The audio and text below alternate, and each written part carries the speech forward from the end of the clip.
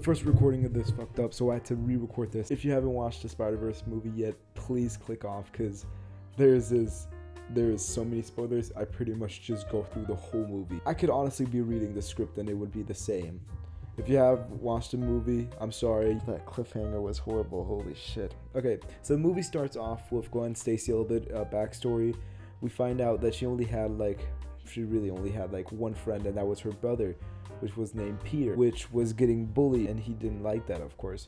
So he was a genius mastermind and made this potion up to become a big-ass crocodile monster so he could kill his bully. But of course, Gwen Stacy wouldn't let that happen. She turned into Spider-Gwen and beat the living hell out of him because she didn't know it was him. And when she found out it was him, she was really sad. And her dad, which is a police commissioner, swore revenge on Gwen Stacy. Well, Spider-Gwen. And while this is happening, while she's going through her backstory, she is like zoning in and out of her drumming and that stuff. And you can hear her drumming because the movie starts with her drumming and then goes into the backstory. Right? They get kind of annoyed at her. They're like, yo, why do you never talk, blah blah blah, blah blah blah, blah blah blah. Fuck you guys, I'm going home. I don't want to be a part of this band. I never liked bands anyway. And then there's some cool transitions where she's like, I only have one friend. And it keeps showing pictures of Miles. It shows, oh, she's sad and that stuff. Then we cut to a little time forward while she's doing work as Spider-Gwen. They're still on a manhunt after Spider-Gwen. Before they go out, the police commissioner goes out to, like, her dad goes out to hunt because he thinks she's gonna be somewhere, right? They talk for a little bit, and then she does this little dramatic, like, 2-minute sequence where she's just, like, looking at the suit, and then she puts on the suit, and then she goes out. She goes into this art museum, and there's this, like, vulture kind of guy who is, like, drawn like a Da Vinci character, which is so... Okay, so it's like a Da Vinci type universe, right? He got teleported from another universe. You can get it across the Spider-Verse, different universes, the enemies of Spider-Man. And she throws in the little quips. The movie theater was laughing their ass off when the vulture said, yo, pretty much shut the fuck. So they fight, and then Spider-Man 2099 shows up because she's like really close to dying. He helps her. Then he also is close to getting his ass kicked. So Spider-Woman comes up, like a different version of the Spider. There's so many Spider-Womans I don't even fucking know, right? Shows up, helps them, right? Blah, blah, blah. And then at one point she runs out of web fluid and she's stuck somewhere. Not stuck, but like she's in an enclosure or something. Her dad, who is a police commissioner, who still doesn't know that she's Spider-Gwen, goes up, hey, yo, hands up. She's like, no, don't show me. And then when she reveals she's Spider-Woman, and then he reads out her Miranda rights. She said, are you serious right now? And I unironically laughed. You know why? Because I have broken humor, and iShow Speed ruined my humor forever. I fucking hate TikTok. Then Spider-Woman convinces Spider-Man 2099 to let her join the club, and then they go in the portal, and then we cut over to Miles, where he's swinging around, and then he sees Spot. If you don't know who Spot is, it's the guy who is really popular on TikTok because he's unironically one of the funniest villains I've ever seen. Because he doesn't know what the fuck he's doing in the first half, right?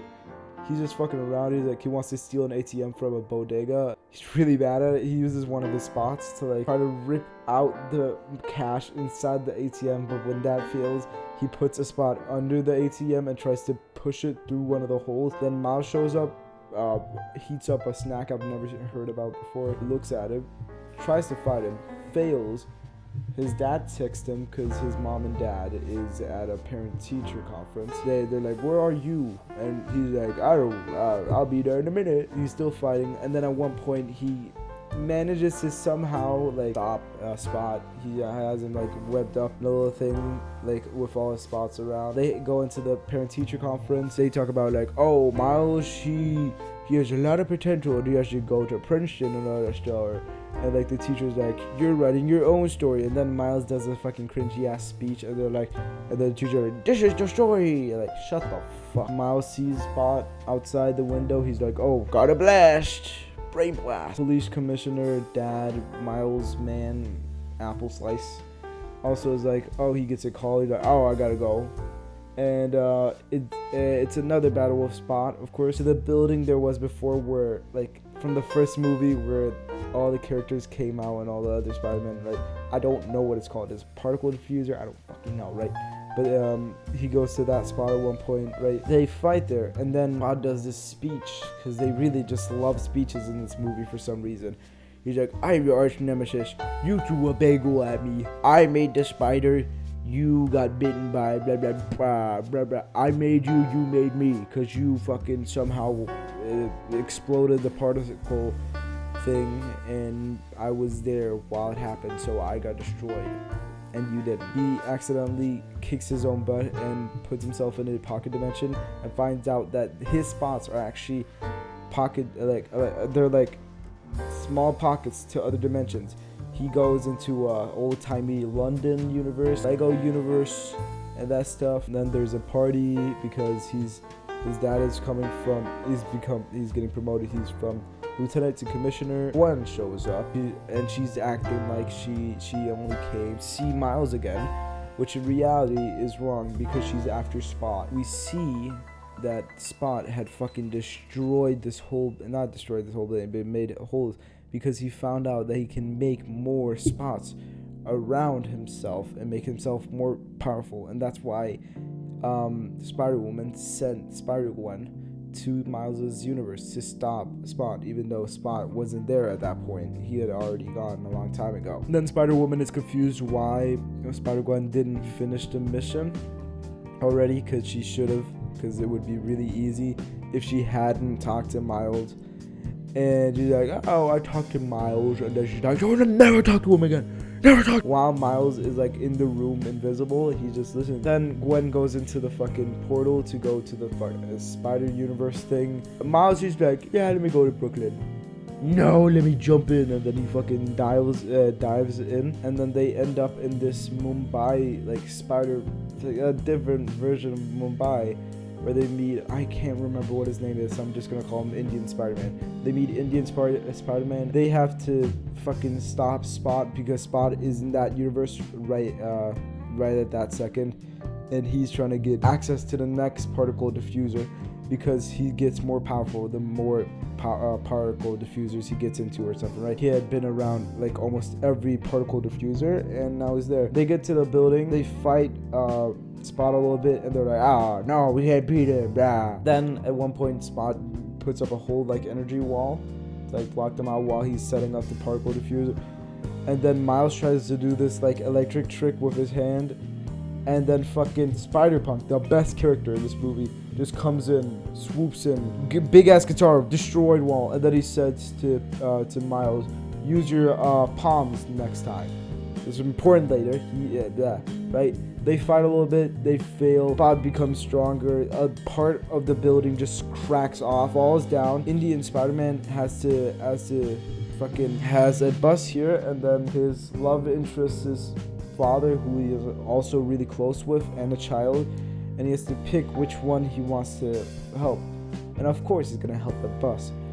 But Spider-Man Miles swoops in, saves the dad and the fucking kid, and Indian Spider-Man saves the bus. And then a big ass hole just rips open in the ground, like a big ass manhole, right? Then Spider-Woman comes down, she's like in like a big ass spider thing, I don't fucking know, with some other people who have to like go fix the hole or something. Spider-Man 99, why she see you in HQ. So they go to HQ, and you see all these Spider-Mans, and they see Metro Boomin Spider-Man, which is kind of funny. I love Metro Boomin Spider-Man. They go over and they look around. They meet this like avatar girl who is a virtual reality type shit, and Miles like talks to her. Like, I think he flirted with her, I don't remember, but they become friends, allies.